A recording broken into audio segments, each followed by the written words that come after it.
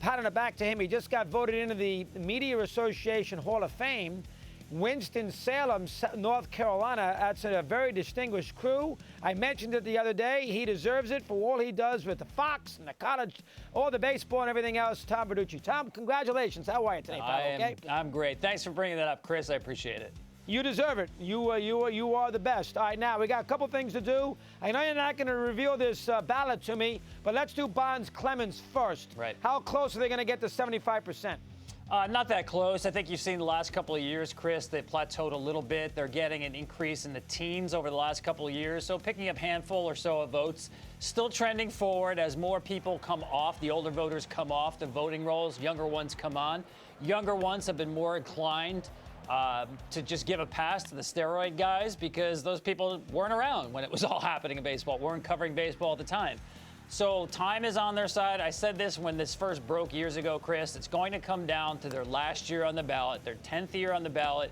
And oh, by the way, 2 years from now on that ballot will also be David Ortiz and Alex Rodriguez. Wow, that last year will be fascinating. All right, number 2, Larry Walker. Is he going to make it? And if he doesn't, what will the reason be? The games played deal? Let me hear. Well, I think he is going to get in. I'm not supremely confident about that, Chris. I think he's going to be right around that 75% mark. It could be just a matter of votes either way. I think it's that close. Yes, the argument against Larry Walker, partially Coors Field, but I would say more volume than anything else. Larry Walker, if he gets in, will set new lows for right fielders when it comes to games played, plate appearances, hits for a right fielder voted in by the BBWAA. Played 145 games once in his career, once. And in that season, of course, he won the MVP. That's how good he was. 5-tool player, no doubt about that. There's nothing he couldn't do on a baseball field. Power, hit for average, run the bases. He's a really good base runner and an excellent defender. And Piazza would have won the MVP that year if the Dodgers won the pennant, but the Exactly. Giants beat him by a game. The Giants were not that kind of player. They didn't have that kind of. Bonds was not an MVP candidate. So there you go. All right, that's number 2. Number 3, Schilling. Sounds like he's going to get to 75%, Tom. Is that correct? I don't think this year, Chris. Again, really? I think this is going to be close. Yes, I think it's going to be just below that. He's a guy I've voted for in the past. He is among a handful of players who have been the very best in this game at combining power and precision. The greatest strikeout to walk ratio in the history of baseball since the 19th century when they established the mound distance at 60 feet 6 inches. He had 1 year, Chris, where he had 300 strikeouts and he had more starts than walks. I mean, some of his numbers are just incredible. And of course, the postseason to me is where he changes history. There's been nobody better in the history of the game. When you need one game to win and you give the ball to Schilling, you can't make another choice. I know you can give me Koufax and Gibson. I get it. I have no problem with those guys, Chris. But statistically, he did that 5 times. And 4 of those games, his team scored 4 or fewer runs. So this guy affected the outcome of history-changing games more often in the postseason than any pitcher in baseball history. That's a Hall of Famer. Do you think he's going to make it eventually? I do. I think he gets it next year. Looking forward to next year's ballot. There's not that first ballot slam dunk guy who's going to get a lot of support and votes, so people look down ballot.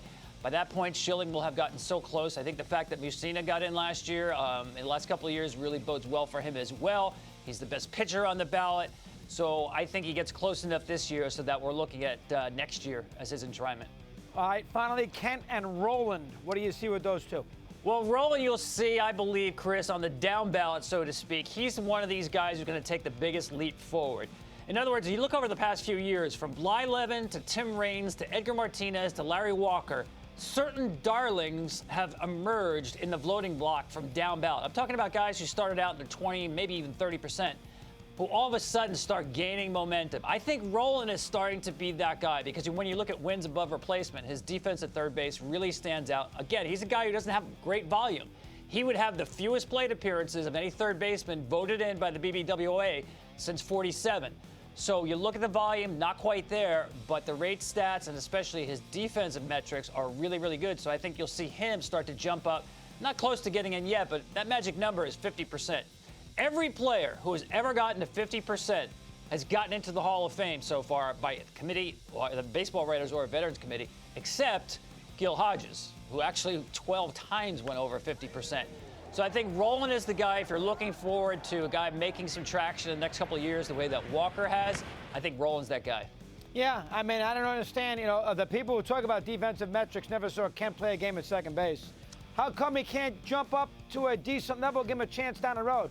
Kent is I've never seen anything more perplexing in my life with Kent. What's your take? I agree with you 100%, Chris. I mean, again, this is where metrics come in, the defensive metrics. People are going to hold it against him. He was not a great defender. I keep telling people this. He played almost 90% of his career games at second base, even as he aged through his mid and late 30s. There's no team, and he played on really good teams. There's no team that's going to put a guy at second base who can't play the position, who's going to harm a team trying to go to the playoffs. He played there because he could still play the position effectively. And he hit like no other second baseman in the history of the game when you talk about the most home runs, the most 100 RBI seasons. Postseason, clutch hitting, he's actually better in those situations than he was overall. So the voting has changed. If Jeff Kent were on a ballot in the 1980s or 1990s, he'd be in the Hall of Fame. But now, because of the advanced metrics that don't treat him so well defensively, people are holding it against him. I think we really have to be careful about using these metrics, especially defensively, as really hard and fast measuring sticks, right? They're good for rules of thumb, a good place to kind of start and have a conversation, but not to use it like we use batting average, on-base percentage, slugging percentage. Good job, Tom. Well done. We keep in touch. Thanks very much, Dave. Appreciate it.